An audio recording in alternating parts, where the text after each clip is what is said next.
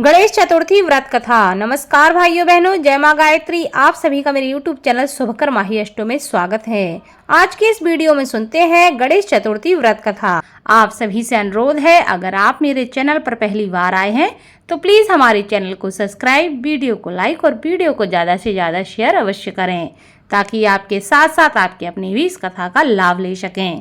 पौराणिक कथा के अनुसार स्कंद कुमार कहते हैं कि समस्त ऋषियों, आप लोग पुराण में वर्णित मंगलदायिनी कथा को सुनिए, जिसमें भगवान श्री गणेश के व्रत के महात्म का वर्णन किया गया है।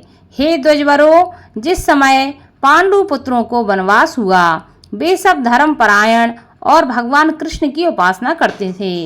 एक समय की बात है कि अपनी इच्छा से भ्रमण करते हुए व्यास जी उन लोगों की कुटिया पर पहुंच गए। व्यास जी को देखकर सभी करवद्ध हो गए, उनके सम्मुख खड़े हो गए और कहने लगे, आपके दर्शन करके हम लोग धन्य हो गए और साथ ही हमारी कुटिया भी धन्य हो गई। आज आपके दर्शन से हमारा जीवन धन्य हुआ। आज हम लोगों का सब कुछ सफल हुआ, क्योंकि आज हम लोगों ने आपके दर्शन प्राप्त किए हैं। आपके दर्शन मात्र से कष्टों का निवारण हो जाता है। आपने मेरी कुटिया में पदार्पण किया है, अतः हम लोग आपका स्वागत करते हैं। हम लोग राजयुत होकर भी आज अपने आप को धन्य मान रहे हैं। ऐसा कहकर पांचों पांडव, भीमसेन, युधिष्ठिर, अर्जुन, नकुल और सहदेव उन्हें प्रणाम करके उनके सामने खड़े हो गए। पाद, अर्घ्य, आचमन और आसन प्रदान करके द्रौपदी ने हाथ जोड़कर उनसे कहना प्रारंभ किया, हे मुनिवर, मैं राजरानी होकर भी दुर्योधन की भरी सभा में केस पकड़कर अपमानित हुई और वनवासिनी बनाई गई। अब मैं क्या उपाय करूं जिससे हमारे सभी क्लेशों का शमन हो जाए तथा हमारे शत्रुओं की पराजय हो जाए।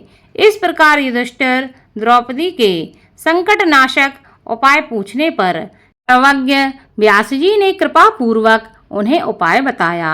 हे महाराज, इस प्रकार संपूर्ण विश्व में आपके जैसा कोई दूसरा धर्मात्मा नहीं है। मैं आपसे ऐसे व्रत का वर्णन करूंगा, इससे आपके समस्त दुखों और कष्टों का निवारण हो जाएगा।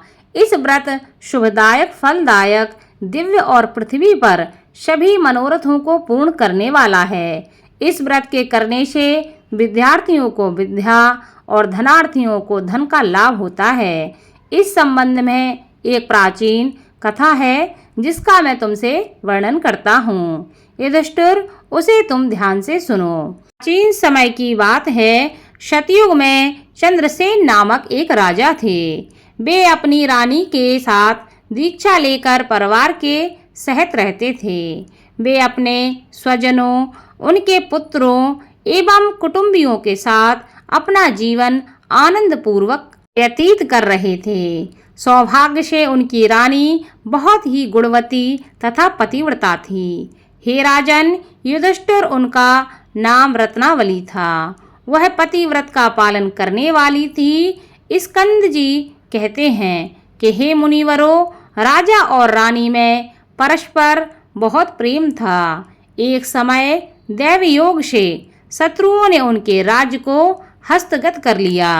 शत्रुओं ने राजा के कोष पर अधिकार करने के साथ ही सेना पर भी अपना आधिपत्य जमा लिया।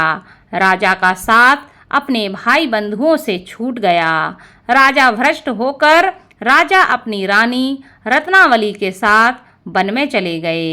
एक ही वस्त्र में लिपटे वे दंपत्ति भूख प्यास से विकल हो गए। हे युधिष्ठिर, रानी रत्नावली के साथ राजा अकेले वन में भटकने लगे। दोनों भूख प्यास से पीड़ित होकर वन में चलते चलते उन दोनों को सूर्यास्त हो गया। उस भयंकर वन में शेर, बाघ, चकवा, बगुला, कोयल और सारस रहते थे। रानी के पैर में कांटा चुभ जाने से राजा को महान कष्ट का अनुभव हुआ। उस वन में घूमते हुए राजा ने प्रातःकाल महर्षि मार्कंडेय को दूर से ही देखा। धीरे धीरे चलकर वहां तक पहुँचे और उन्हें दंडवत प्रणाम किया। उनकी पत्नी ने श्री मुनि को बारंबार प्रणाम किया। वन में विराजमान तपस्वी एवं जितेंद्रिय मुनि मार्कंडेय जी से हाथ जोड़कर राजा ने कहा। राजा ने पूछा कि हे मुनिवर, मैंने पूर्व जन्म में ऐसा कौन सा पाप किया था जिससे मेरी राजलक्ष्मी शत्रुओं द्वारा छीन ली गई है। मार्कंडेय मुनि ने उत्तर दिया कि हे राजन, आप अपने पूर्व जन्म के वृतांत को सुनिए। मैं आपको बतला रहा हूँ। एक बार आखेट यानी कि शिकार के लिए आप गहन वन में चले गए। हरिणित, चीते, खरगोश का शिकार करते करते उस वन में रात हो गई और अधिक मास की चतुर्थी आ गई। उस वन में आपने एक सुंदर सरोवर देखा और उसके किनारे लाल रंग की साड़ी पहने हुए नाग कन्याओं को देखा। वे सब गणेश जी की पूजा कर रही थीं। यह देखकर आपको बड़ा आश्चर्य हुआ। आपने वहां पहुंचकर बड़ी नम्रता पूर्वक पूछा कि हे स्वर्गगामिनी देवियों, गणेश जी की पूजा कैसे करनी चाहिए? आप लोग मुझे भी इस पूजा के बारे में कृपया करके बताएं। इसका प्रभाव हमें बतलाइए, क्योंकि मैं भी पूजन करना चाहता हूँ। नाग कन्याओं ने उत्तर दिया कि आप गणेश जी की पूजा कीजिए। इससे समस्त सिद्धियां प्राप्त होती हैं और नित्य ही शांति, पुष्टि, सुख और संतान एवं धन में वृद्धि होती है। राजा ने महिलाओं से पूछा कि गणेश जी की पूजा किस महीने में और किस तिथि को करनी चाहिए?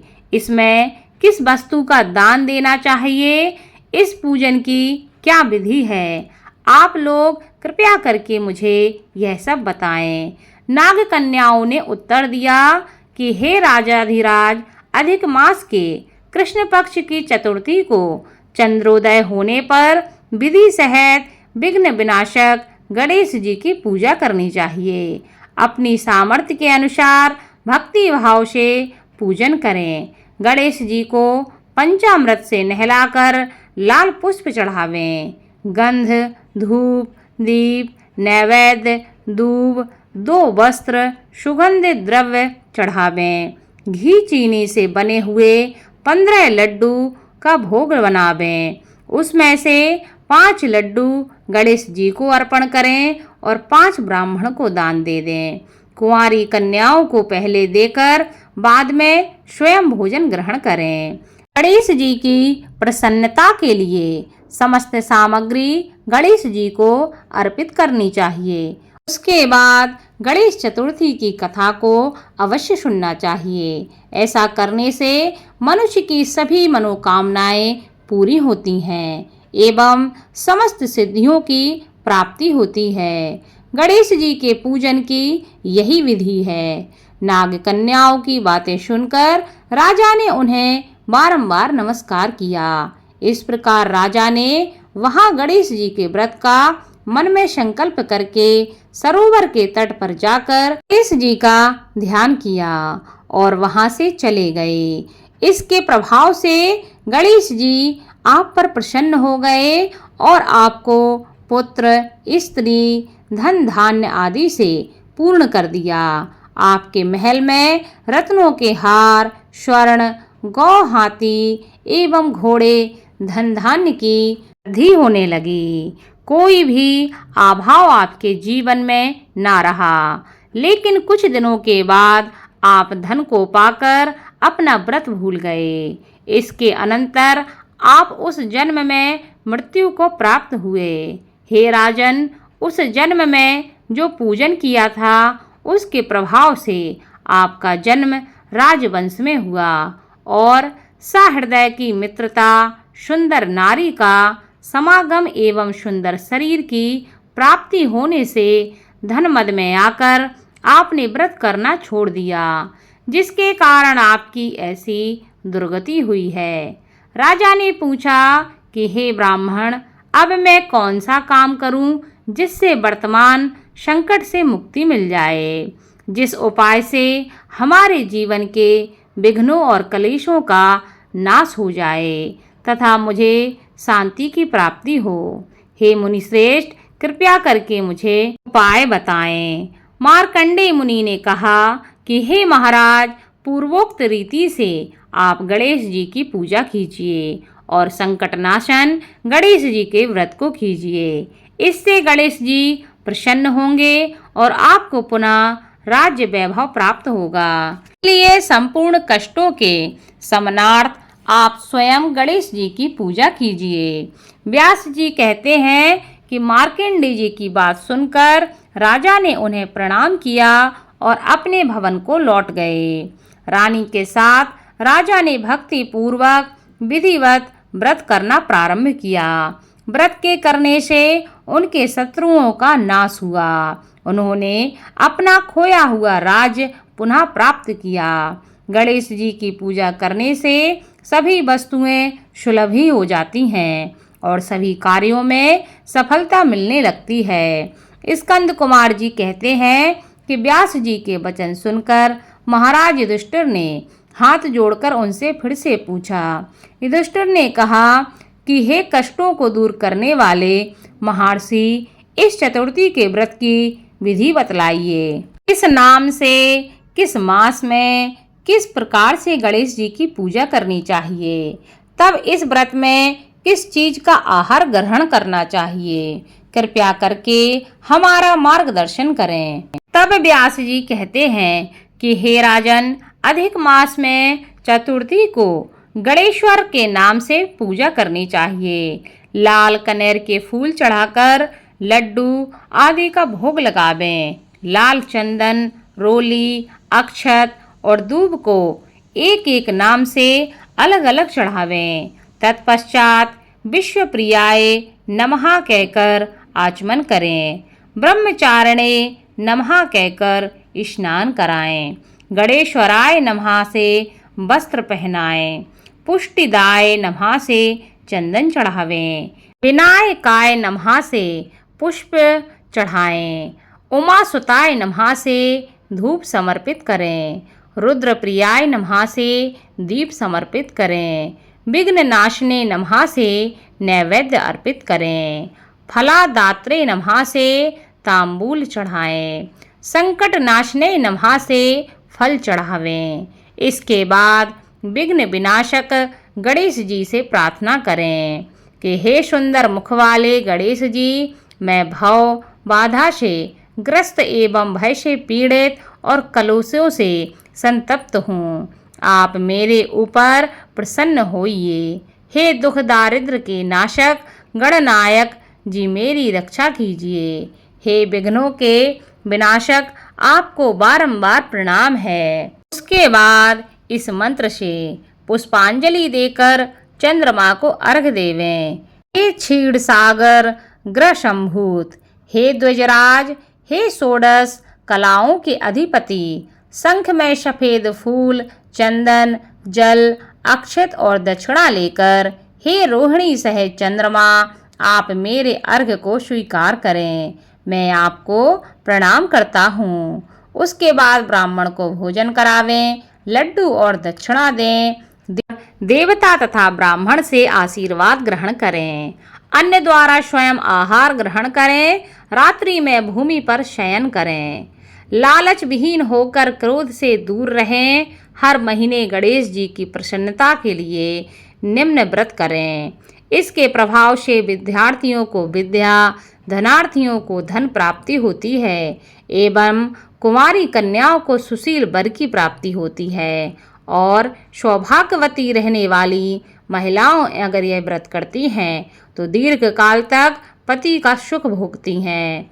विधवा रहकर व्रत करने पर अगले जन्म में वह हमेशा सधवा होती हैं एवं ऐश्वर्यशालिनी बनकर पुत्र पौत्र आदि का सुख भोगती हैं और अंत में मोक्ष को प्राप्त करती हैं। पुत्रेक्षु को पुत्र लाभ एवं रोगी को रोग निवारण मिलता है। भयभीत व्यक्ति भय से रहित हो जाता है एवं बंधन में पड़ा हुआ व्यक्ति बंधन से मुक्त हो जाता है। व्यास जी कहते हैं कि हे राजन, इस प्रकार आप भी इस व्रत को कीजिए। इस संकट नाशक चतुर्थी व्रत करने से आप गणेश जी की कृपा से अपने राज्य को पुनः प्राप्त कर लेंगे।